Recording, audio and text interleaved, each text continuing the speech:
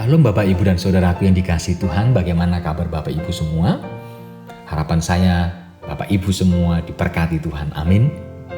Bapak Ibu Saudaraku yang dikasihi Tuhan, hari ini kita mendapatkan berkat Tuhan yaitu firman Tuhan. Firman Tuhan pada program Resiran terambil dari Injil Markus pasal yang ke-6 ayat yang ke-7 demikian. Ia memanggil ke-12 murid itu dan mengutus mereka berdua-dua. Ia memberi mereka kuasa atas roh-roh jahat. Saudaraku dikasihi Tuhan, Injil Markus agaknya memberi keterangan berbeda ketika para murid diutus berdua-dua. Yang berbeda adalah para murid diberi kuasa atas roh-roh jahat.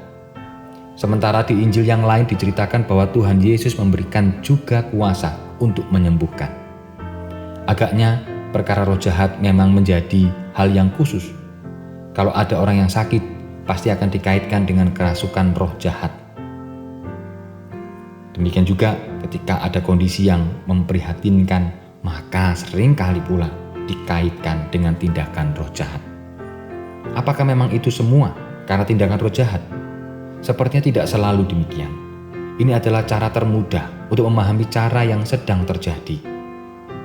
Kalau ada hal yang tidak diinginkan dalam kehidupan, maka bisa mempersalahkan bahwa itu adalah tindakan roh jahat. Hal ini juga terjadi dalam zaman sekarang ini. Setiap masalah yang dianggap berat, maka seringkali dianggap bahwa itu perbuatan roh jahat juga. Bukankah demikian? Tetapi sebenarnya bisa juga dalam niatan manusia menggunakan roh jahat. Jadi, roh jahat sebenarnya harus diwaspadai, bukan sungguh roh jahat, tetapi niat manusianya yang melebihi perbuatan roh jahat. Kondisi seperti inilah yang perlu dilepaskan pada zaman Tuhan Yesus, atau bahkan di zaman sekarang ini. Manusia perlu dilepaskan dari sikap hidup seperti roh jahat. Manusia itu bisa lebih membahayakan daripada roh jahat tadi. Oleh karena itu, perlu dibersihkan perilakunya supaya bisa selaras dengan kehendak Tuhan. Dengan itu semua, mari jangan mudah menganggap bahwa roh jahat senantiasa dibalik semua yang terjadi.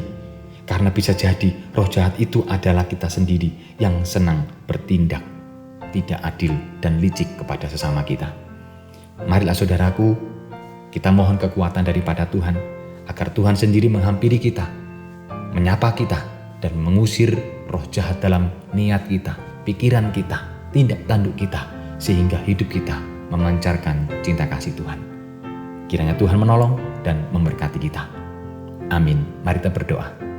Tuhan Yesus, berikanlah kami mujizat untuk mengusir kuasa-kuasa jahat atas diri kami, agar hidup kami senantiasa menjadi berkat bagi banyak orang. Terima kasih Tuhan, berkaryalah untuk kami. Kami mohon kekuatan daripada-Mu. Dalam nama Tuhan Yesus Kristus, kami berdoa dan berserah. Amin.